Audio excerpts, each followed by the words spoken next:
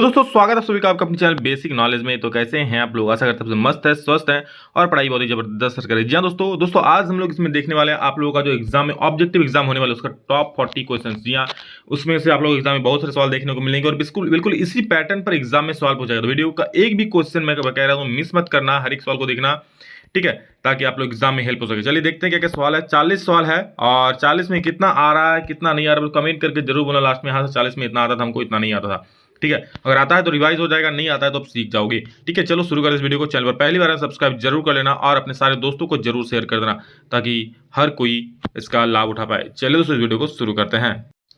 तो दोस्तों सबसे पहला सवाल है, 225 को अभाज्य गुणनखंडों के गुणनफल के रूप में लिखा जा सकता है। जी हाँ दोस्तों, 225 को कैसे लिखा जा सकता है? इस प्रकार का सवाल कई बार करा चुका मैं आप लोग को, फिर भी एक बार देख लो जस्ट। किससे जाएगा? 3 से जाएगा। सबसे पहले अभाज्य गुणनखंड के रूप में 2 से देना, 3 से देना, उसके बाद 3 से नहीं जाएगा तो 5 से देंगे। देखो कैसे जाएगा, 3 से चल जाएगा, ये 3 7 21 हो जाएगा, 1 बचा 3 5 15, फिर 3 से जाएगा, 3 दूनी 6 और 1 बचा 3 5 15, फिर 3 से जाएगा, नहीं सर 5 से जाएगा, अब तो 5 एकम 5 5 25, फिर 5 से चल जाएगा। तो क्या हो गया? 3 गुना 3 गुना 5 गुना 5, 3 गुना 3 गुना 5 गुना 5, ऑप्शन नंबर 1 सही। बस इतना कर दो, आंसर आ जाएगा। 130 और 420 का महत्तम समावर्तक, यानी कि दोस्तों इसका इंग्लिश वाले भी ध्यान से सुन लो आप लोग, इंग्लिश में भी थोड़ा बहुत ट्रांसलेट में कर दूंगा। 130 और 420 का यहाँ पर क्या दिया है? एचसीएफ दिया है। 130 और 420 का एचसीएफ दिया हुआ है 10। तो आपको क्या निकालना है? एलसीएम, लघुत्तम समावर्तक नहीं है, एलसीएम निकालना है। हम जानते हैं एक फॉर्मूला होता है कि दोनों संख्याओं का गुणनफल equal to LCM into HCF होता है ना। दोनों संख्या क्या क्या है दोस्तों? 130 और 420। तो दोनों संख्या का गुणनफल बराबर एलसीएम इंटू एचसीएफ। एलसीएम हमको निकालना है और एचसीएफ दिया हुआ है कितना? 10। तो यहां से हम एलसीएम निकाल लेंगे। एलसीएम बराबर कितना हो जाएगा? 130 गुना हो जाएगा 420 और बटा में हो जाएगा 10। अच्छा, 1 0 कट जाएगा, 13 को यहाँ से गुना कर देना, 42 420 से आंसर आप लोगों का आ जाएगा आई थिंक 3 दूनी 6। तो इसका आंसर मेरे अकॉर्डिंग होना चाहिए, ये ऑप्शन सही हो जाएगा। आप लोग देख लेना आंसर क्या आ जाएगा, ठीक है।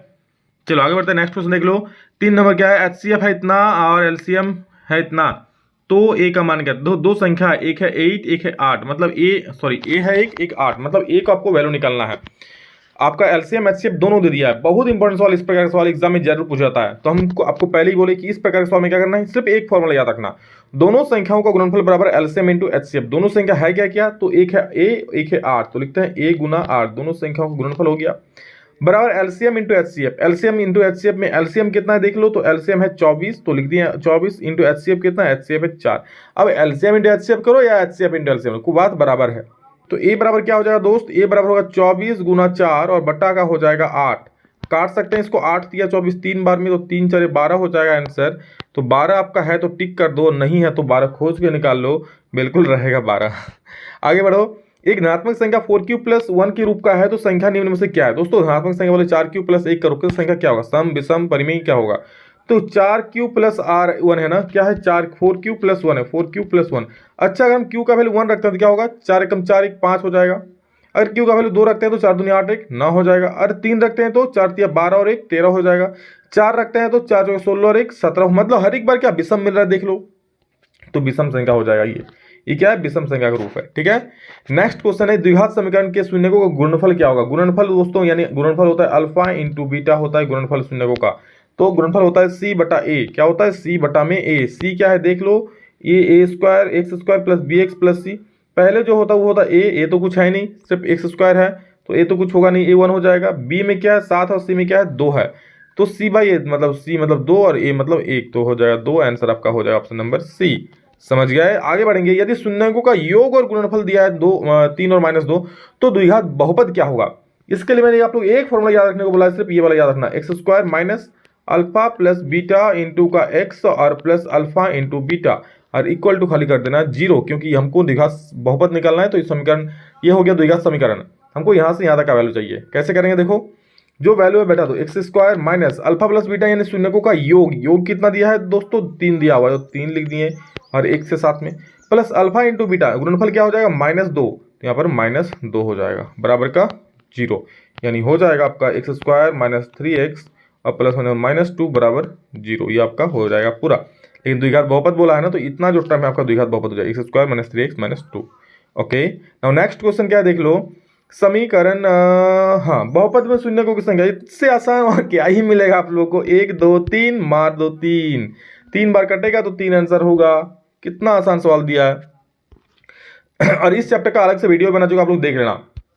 समीकरण युग्म दिया है दो गो का हल क्या होगा। अद्वितीय द्वितीय तो कोई भी जो समीकरण होता है ना वो a1x plus b1y plus c1 का होता है, प्लस a और a2x plus b2y plus c2 के रूप का होता है। ठीक है, ये जानने के लिए आपको a1 by a2 b1 by b2 c1 by c2 निकालना पड़ेगा। तो a1 बाई a2 निकालो तो कितना आ जाए, देखो a1 बाई a2 निकालोगे तो देखो a1 कितना है 2 है, और a2 कितना है, a2 है आप लोग का 4, 2/4 कट के आ जाए 1/2। अच्छा b1 बाई b2 कितना होगा वो भी देख लो। तो b1 बाई b2 होगा, तो b1 कितना है 3, तो 3 हो जाएगा। b2 कितना है -5, तो -5 हो जाएगा। अरे भाई पहले ही बराबर नहीं हो रहा है, ये 1/2 हो रहा है, ये -3/5 आ रहा है, मतलब बराबर नहीं हो रहा है। मतलब क्या कंडीशन हो रहा है, मतलब सर हम लोग का कंडीशन हो रहा है a1 by a2 not equal to b1 by b2, ये कंडीशन हो रहा है। ये होता है मतलब क्या, रेखाएं प्रतिच्छेदी होती है और सिर्फ एक हल यानी कि अद्वितीय हल होता है। ऑप्शन नंबर ए, समझ गए ना। समीकरण युग्म का हल है, इसका हल क्या होगा, देखो y का वैल्यू सिर्फ दिया, एक बार 0 एक बार -5, तो दो ही हल है ना, और कहाँ हल है, एगो 0 है एगो -5 है, तो y का सिर्फ 2 हल हो जाएगा, और तो कोई हल ही नहीं दिख रहा है ना।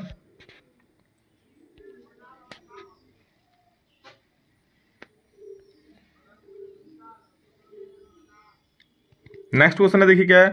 समीकरण 6x माइनस 2y प्लस 9 और 3x minus y plus 12 equal to 0 के द्वारा निरूपित रेखाएं होगा, क्या होगा निरूपित रेखाएं। तो सेम उसमें भी यही कंडीशन है, आप लोगों को क्या करना है, निकालना है a1 by a2 b1 by b2 c1 by c2। तो निकाल के देख लेना दोस्तों आप लोग, क्या होगा a1 बाई a2 तो 6/3 करोगे, आ जाए कितना 2/1। फिर इसको करोगे b1 बाई b2 क्या करो -2/-1, ये भी आ जाएगा 2/1। और c1 बाई c2 करोगे क्या होगा 9/12, 9/12 इसका क्या आएगा 3/4, जो कि बराबर नहीं हो रहा है। मतलब दोस्तों क्या हो रहा है, ये a1 by a2 equal to b1 by b2 है, but not equal to c1 by c2।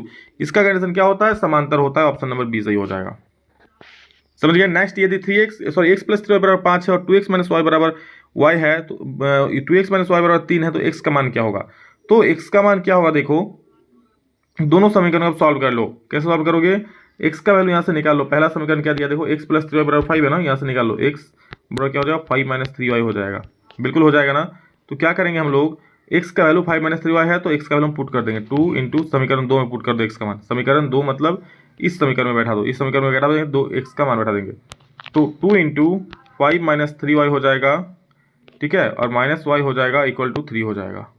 2×10 हो जाएगा, -2 तो यह 6y हो जाएगा, और माइनस y तो है ही बराबर 3 हो जाएगा। ये माइनस माइनस प्लस 6y और y 7y हो जाएगा, 10 में 3 जाएगा तो -7 होगा, तो -7y बराबर -7, -7y बराबर हो गया -7। ये माइनस माइनस कट जाएगा, 7 से कम 7, y का वैल्यू हो गया 1, that is option number B. Got it. Now next question हम लोग का है, देख लो क्या। यदि x बराबर 2 y बराबर 3 समीकरण 2x प्लस y बराबर k का हल हो, तो k का मान क्या, तो बस बैठा दो वैल्यू 2, x का वैल्यू कितना है 2 प्लस y का मान कितना है 3 बराबर का k, निकाल दो क्या हो जाएगा, देख लो 2 दूनी 4 और 3 कितना हो जाएगा 4 और 3 हो जाएगा 7, यानी k का वैल्यू क्या हो गया 7 हो गया। Option number D. कितना आसान सवाल। यदि समीकरण युग्म 2 को दिया हुआ है, का हल क्या होगा, इसका और इसका हल क्या होगा। तो आप लोग या तो दोनों को जोड़ के मतलब दोनों को सॉल्व करके कर सकते हो, या फिर डायरेक्ट वैल्यू बैठा कर सकते हो। डायरेक्ट वैल्यू सर कैसे बैठा करेंगे, देखो समीकरण 1 में क्या है, x बराबर 3 y बराबर 5 बैठा, तो 3 और 5 8 होगा, कभी 3 और 5 16 होगा, कभी कभी नहीं होगा, मतलब ये ऑप्शन खत्म। दूसरा देखो 9 और 7 16 होगा, बिल्कुल हो जाएगा। चलो दूसरा देखते हैं, 9 में 7 जाएगा तो 16 हो, 9 में 7 जाएगा 2 होगा, बिल्कुल हो जाएगा, मतलब यही ऑप्शन हमारा सही हो जाएगा। बाकी अगर किसी भी देखो इसको अगर देखोगे तो 7 और 9 तो 16 तो हो जाएगा, पर 7 माइनस 9 2 नहीं होगा, -2 हो जाएगा, इसलिए खत्म। 8 8 तो 16 हो जाएगा, बट 8 माइनस 8 2 नहीं होता, 0 हो जाता है। दोनों तरफ बराबर होना चाहिए, समझ रहे हो। बहुत बढ़िया, ऑप्शन भी सही हो गया। द्विघात समीकरण की घात निम्नलिखित में से होती है। घात दोस्तों द्विघात समीकरण 2 होती है, याद रखना। द्विघात समीकरण x² माइनस 6x प्लस 1 का मूल कैसा होगा, तो मूल कैसा होगा जानने के लिए वो d निकालना पड़ेगा। d क्या होता है b² minus 4ac, b² minus 4ac निकाल लो। इसका वैल्यू क्या आ रहा है, देखो -6 का स्क्वायर हो जाएगा, b मतलब -6 का स्क्वायर -4, a का वैल्यू है कितना 1 और c का वैल्यू है 1। देखो ये होता है a, ये पहले कुछ नहीं है तो a, ये होता है b, ये होता है c, ठीक है। a में कुछ नहीं है तो 1 हो जाएगा, b में -6 हो जाएगा, c में 1 हो जाएगा, ठीक है। तो d का वैल्यू कितना आ गया, d का वैल्यू -6 का square 4ac, b² 4ac, 4 into 1 into 1 हो जाएगा, ठीक है। तो 6 का स्क्वायर 36 हो जाएगा, -4 एकम 4, 36 में 4 गया तो 32 हो जाएगा, सही है ना।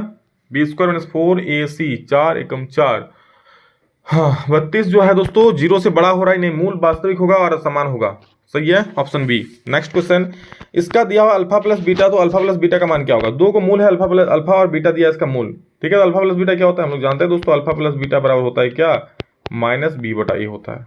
माइनस बी मतलब क्या, बी का वैल्यू कितना है 3, तो -3 बटा ए का वैल्यू कितना है, कुछ नहीं मतलब 1, यहाँ पर कुछ नहीं मतलब 1 है ना, आगे में एक करके, तो -3 बटा 1 यानी कि -3 इसका आंसर हो जाएगा।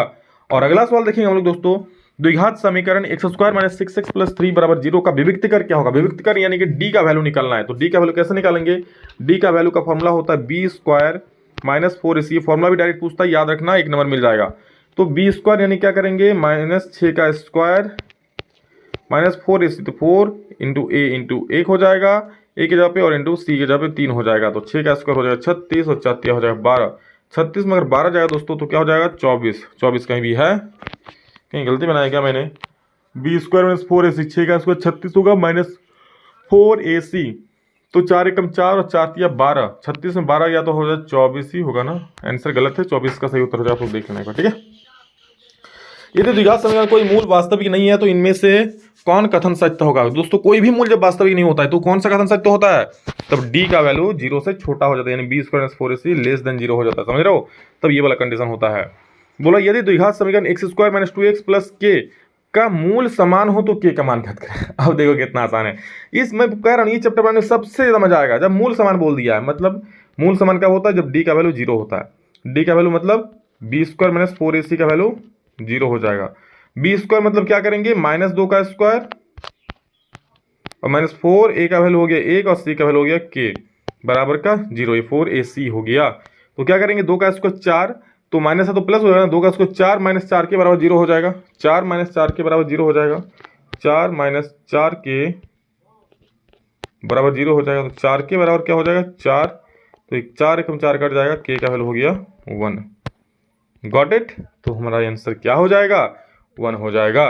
अगला सवाल देख लो, द्विघात समीकरण बोल रहा है ये दिया हुआ है का मूल प्राप्त करें, तो मूल प्राप्त करने का क्या होगा, इसको ऐसे लिख दो x², इसको देखो जोड़ या घटाव करने पर -6 आना चाहिए और गुना करने पर 6 आना चाहिए, ऐसे कैसे तोड़ेंगे भैया। देखो x², इसको हम लिख सकते हैं 3 दूनी 6 होता है, मतलब -3x और +2x, अच्छा माइनस प्लस है माइनस, 3x में 2x आएगा तो 1x बचेगा, और माइनस का 6 बराबर में 0, सही है। x कॉमन आ जाएगा तो बचेगा क्या x - 3, और +2 कॉमन आ जाएगा तो क्या बचेगा x - 3, क्योंकि 2 का बार में 6 3 बार में आता है ना, तो हो गया। अब दोनों में क्या कॉमन है, अब दोनों में क्या कॉमन है, अब दोनों में दोस्तों x - 3 कॉमन है, तो लिख लिए x - 3, क्या बचेगा x बचेगा और +2 बचेगा, तो x बचेगा और +2 बचेगा, इतना बराबर हो जाएगा 0, इतना बराबर 0। चलो सॉल्व करते हैं आगे, x - 3 बराबर 0 तो x बराबर हो जाएगा 3, और x + 2 बराबर 0 तो x बराबर -2, यानी 3 और -2 आपका जो होगा परम सत्य उत्तर हो जाए 3 और -2, ऑप्शन नंबर सी। कोई दिक्कत, एनीथिंग, नथिंग ना। प्रथम पद ए तथा सार बनता डी वाला एपी का एनवा पद क्या होगा, एनवा पद का फॉर्मूला दोस्तों होता है a + n - 1 × d, a + n - 1 × d, option number D बिल्कुल सही जवाब है। एपी 10, 7, 4 का तीसवां पद क्या होगा, तीसवां पद क्या होता है दोस्तों a + 29d, a + 29d, तो a 30 निकाल लो, a 30 बराबर होता है a + 29 का d, समझ रहे हो ना। तो अब देखो क्या होगा, a प्लस ए हो जाएगा 10 + 29, और d का वैल्यू क्या होगा a2 - a1, मतलब 7 में से 10 जाएगा तो कितना बचेगा -3 बचेगा, यही तो d होता है ना, यही तो d होता है ना, यही तो d होता है ना, तो 10 हो जाएगा आप लोग का यहाँ पर 10, और ये हो जाएगा प्लस माइनस से माइनस, 3 नंबर 10 का 7, हाथ में रहा 2, 3 दूनी 6 और 2 87, 87 में 10 जाएगा तो -77 आपका परम सत्य उत्तर हो जाएगा। अगला सवाल बोल रहा है दोस्तों कि एपी का कौन सा पद 27 होगा, मतलब एपी का कितना पद 27 होगा, मतलब आपको एन का वैल्यू निकालने बोला है, तो एन का वैल्यू कैसे निकालेंगे सर, चलो निकालते हैं। क्या क्या दिया हुआ है, ए अपन का दिया हुआ है, एन निकालना है ना, तो देखो कैसे निकालेंगे। हम लोग का एन निकालने के लिए हम लोग फॉर्मूला लगाएंगे एन बराबर a + n - 1 × d। सर ए कहाँ मिलेगा, एन कहाँ मिलेगा, डी कहाँ मिलेगा, तो ये पहला पद ए मिल गया 5, समझ गए, एन तो आपको निकालना है, और डी 7 - 5 आपका क्या हो जाएगा डी हो जाएगा, तो 2 बचेगा डी। चलो बैठाते हैं फॉर्मूला में, ए एन अंतिम पद क्या इतना 27 दिया हुआ है, तो लिख लो ए बराबर कितना है 5 + n - 1, तो n - 1 निकालना है n, और इंटू डी, डी कितना होगा 7 में से 5 जाएगा तो डी निकल जाएगा, यानी कि डी बराबर क्या होता है a2 - 1, मतलब 7 - 2 करो 5 हो जाएगा, तो 5 बैठा दो यहाँ पर, तो क्या हो जाए उसके बाद, सॉरी 7 - 2 नहीं 7 - 5 होगा, एक मिनट, इस 7 - 2 नहीं 7 - 5 होगा, 7 - 5, a2 में 5 है ना, 7 - 5 बराबर 2 हो जाएगा, तो यहाँ पर भी 2 बैठा देना। क्या हो जाएगा इधर 27 में 5 जाएगा तो हो जाएगा 27 माइनस 5 और इधर हो जाएगा 2 इंटू एन, 2n होगा और माइनस 2 एकम 2 हो जाएगा। तो 27 में 5 जाएगा तो 22 हो जाएगा, इधर 22 और उधर माइनस 2 है आके प्लस 2 हो जाएगा बराबर 2n। तो n बराबर क्या होगा 22 2 24, 24 बड़ा 2 हो जाएगा, नहीं n का वैल्यू 12 आ जाएगा, n का वैल्यू 12। ऑप्शन नंबर ए सही है, सही है, सही है, सही है। आगे देखो, प्रथम 15 विषम संख्याओं का योग क्या होगा? प्रथम 15 विषम संख्याओं का योग, तो प्रथम 15 विषम संख्या क्या हो जाएगा? पहला संख्या हो जाएगा 1, उसके बाद 3, उसके बाद 5, उसके बाद इस तरह कहां तक जाएगा? 15वां पद तक आपको निकालना है, 15वां पद तक। तो सिंपल से आप लोग क्या फॉर्मूला लगाओगे? एसएन का फॉर्मूला लगाओगे और इसका आंसर मुझे निकाल के बताओगे। एसएन का फॉर्मूला क्या होता है? n/2 into 2a plus n-1 into D. इसका आप लोग कमेंट में जरूर आंसर बोलना सभी लोग, ठीक है। सिंपल सा, ए का वैल्यू कितना हो जाएगा? 1 हो जाएगा। डी का वैल्यू कितना होगा? 3 में से 1 माइनस कर दो 2 हो जाएगा। एन का कितना वैल्यू है? 15 है, बस निकाल वैल्यू, क्या ही है इसमें। अब दोस्तों हम लोग आएंगे चैप्टर नंबर 6, जो कि आप लोग कल शानदार तरीके से पढ़ा चुके हैं। भुजाओं की समान संख्या वाले बहुभुज समरूप होते हैं यदि संगत कोण बराबर हो जाए। 28-26 देखो, किसी त्रिभुज की एक भुजा के समांतर खींची गई रेखा अन्य भुजाओं को बराबर अनुपात में विभाजित करती है। तो बराबर मतलब समान अनुपात में विभाजित करती है, ये भी पढ़ा चुके हैं। 26 का ये समरूप त्रिभुजों की संगत भुजाएं समानुपाती होती है। 27 का डी, निम्न में से कौन समरूपता कसौटी नहीं है? तो ये हो जाएगा ASA, ऑप्शन नंबर डी। सारा चीज जलवा कर चुके, जल कर चुके, पानी कर चुके आप लोग के लिए। और ये सवाल भी कल आप लोगों को सॉल्व करवाए थे, कल वाला वीडियो आप लोग देखे होंगे। इसका क्या आ जाएगा? जी हाँ, इसका आ जाएगा 4:1 आ जाएगा, ठीक है। 4:1 आएगा ना? हाँ, 4:1 आ जाएगा, ठीक है, कोई दिक्कत नहीं है। नेक्स्ट क्वेश्चन देखो, यदि कर्ण का स्क्वायर, लंब का स्क्वायर, आधार का स्क्वायर, ये जो कर्ण का स्क्वायर, लंब का स्क्वायर प्लस आधार का स्क्वायर होता है तो त्रिभुज कैसा होगा? तो समकोण त्रिभुज होता है। किसी समकोण त्रिभुज में आधार तथा लंब की लंबाई इतना है तो कर्ण क्या होगा? तो कर्ण की लंबाई के लिए हम लोग जानते हैं, अंडर रूट कर देना 5 का स्क्वायर प्लस 12 का स्क्वायर। तो 5 का स्क्वायर हो जाएगा 25 और 12 का स्क्वायर हो जाएगा 144। तो 25 और 144 को जोड़ोगे तो एक आएगा 169 का निकालोगे तो आ जाएगा 13 सेंटीमीटर। सही है। नेक्स्ट क्वेश्चन देखो क्या बोल रहा है। किसी समकोण त्रिभुज, ये हो गया, वृत्त के केंद्र से स्पर्श रेखा पर स्थित कौन सी बिंदु न्यूनतम दूरी पर होता है? वृत्त का केंद्र से स्पर्श रेखा पर स्थित सबसे न्यूनतम दूरी होती है वृत्त की त्रिज्या। तो कहाँ है देखो, वृत्त के केंद्र से स्पर्श रेखा पर स्थित बिंदु, वृत्त के केंद्र से स्पर्श रेखा पर स्थित कौन सी बिंदु न्यूनतम दूरी होती है? तो कौन सा बिंदु? ये न्यूनतम दूरी होती है ना, मतलब स्पर्श बिंदु सबसे न्यूनतम दूरी होता है, ये पूछा है, ठीक है। वृत्त का केंद्र से सबसे न्यूनतम दूरी क्या होती है? तो स्पर्श बिंदु का ही होती है, ऑप्शन नंबर ए सही हो जाएगा। अगला सवाल हम लोग का है, अरे भाई रोक ना, काहे छटता रहा, ठीक है। वृत्त के व्यास के सिरों पर खींची गई स्पर्श रेखाओं में क्या संबंध है? वृत्त के व्यास पर खींची गई स्पर्श रेखा दोस्तों हमेशा समांतर होती है, इस समांतर रेखाएं होती है, याद रखना। अगला सवाल है हम लोग का, ओ केंद्र वाले एक वृत्त की पी तथा पीबी रेखा है तो एंगल OAP का मान क्या होगा? पूरा ओ केंद्र वाले पी तथा पीबी स्पर्श रेखा है, ठीक है।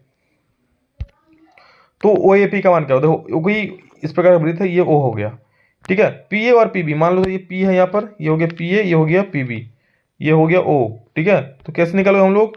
OAP का मान निकालना है ना, OAP का मान निकालना है। इसका मान क्या है? P है ना, चलो ये P है, इसका मान लो A, इसका मान लो B। ये कितना डिग्री होता है? ये 90 डिग्री होता है। बिल्कुल इतना ही आसान सवाल आएगा, आप लोग नहीं बनाओगे तो फिर दिक्कत हो जाए, इसलिए इतना ही सवाल आएगा, ये समझ लो। तो OAP का मान क्या हो जाएगा? OAP का मान दोस्तों हो जाएगा आप लगा 90 डिग्री, ठीक है, सही बात है।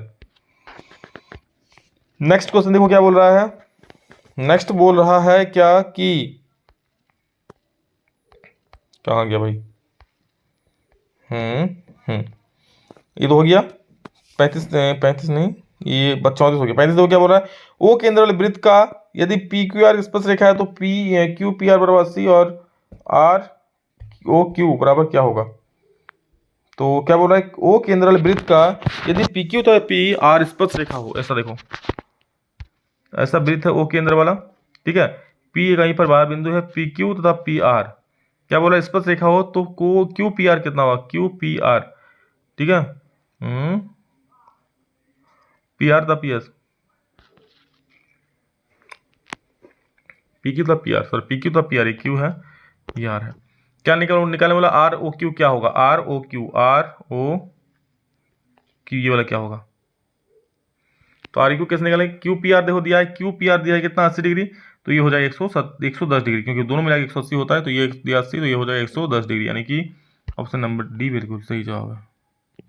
अगला सवाल देखो, वृत्त की त्रिज्या तथा व्यास में क्या संबंध है। वृत्त की त्रिज्या क्या होता है, आर बराबर डी बाई टू होता है, या व्यास का आधा होता है, या फिर व्यास बराबर बोल सकते हो 2 गुना त्रिज्या, तो व्यास बराबर 2 गुना त्रिज्या हो गया। दोस्तों हमारा अगला सवाल है कि यदि केंद्र कोण 60 डिग्री है और त्रिज्या दे दिया 14 तो इसका त्रिज्याखंड का क्षेत्रफल क्या होता है। Theta by 360 into pi square. Theta कितना हो गया 60/360 इंटू पाई आर स्क्वायर। पाई का वैल्यू 22/7, आर का स्क्वायर यानी 14 का स्क्वायर 14 गुने 14 हो जाएगा।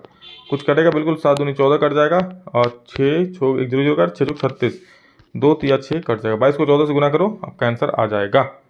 ठीक है, 22 को 14 से गुना करो क्या हो, 14 दूनी 28 और 28 यानी कि 8 9 10 308/3 सेंटीमीटर स्क्वायर का आंसर हो जाएगा। कैलकुलेट करना 308/3 सेंटीमीटर स्क्वायर आंसर हो जाएगा। ठीक, नाउ नेक्स्ट क्वेश्चन, 21 सेमी त्रिज्या वाले एक वृत्त का चाप 60 डिग्री है, कोण पर कोण है, तो त्रिज्याखंड का क्षेत्रफल क्या होगा। इसका आप लोग बना सकते हो, सेम टू सेम ऐसे ही बनेगा। तो इसका आंसर आप लोग कमेंट में जरूर लिखना सभी लोग। और 7 सेंटीमीटर त्रिज्या वाले अर्धवृत्त का क्षेत्रफल क्या होगा, तो अर्धवृत्त कैसे निकालोगे, 1/2 पाई आर स्क्वायर, बस आधा कर देना निकल जाएगा। वैल्यू बैठा तो 7 का निकल जाएगा। कमेंट में इसका भी आंसर करना। और अंतिम सवाल भी दोस्तों, यदि वृत्त की कोई जीवा वृत्त की त्रिज्या के बराबर हो तो केंद्रीय कोण का मान क्या होगा। बोल रहा है यदि वृत्त की कोई जीवा वृत्त की त्रिज्या के बराबर हो तो केंद्रीय कोण का मान क्या होगा। यानी कि देखो ऐसा बोल रहा है, ये वृत्त की जीवा और ये वृत्त की त्रिज्या बराबर हो तो केंद्रीय कोण ये कोण क्या होगा, तो ये बराबर ये होगा, ये तो बराबर है ही, और ये भी बराबर हो जाएगा, मतलब ये समबाहु हो जाएगा, मतलब हर एक कोण 60 डिग्री का हो जाएगा। ठीक है, तो जितना सारा आप लोग होमवर्क दिए सभी का सभी एक जगह पर एक कमेंट में, अलग नहीं अलग कमेंट नहीं, एक ही कमेंट में सब लोग जवाब देना। बहुत इंपॉर्टेंट क्वेश्चन है और इसी प्रकार क्वेश्चन आप एग्जाम में देखने को मिलेगा दोस्तों। जितना ज्यादा हो सके रिवीजन करो मैथ का, क्योंकि 95+ फोड़ना ही फोड़ना है। चलो love you all, thank you, इतना ही, जल्द मिलेंगे, तब तक जय हिंद, वंदे मातरम।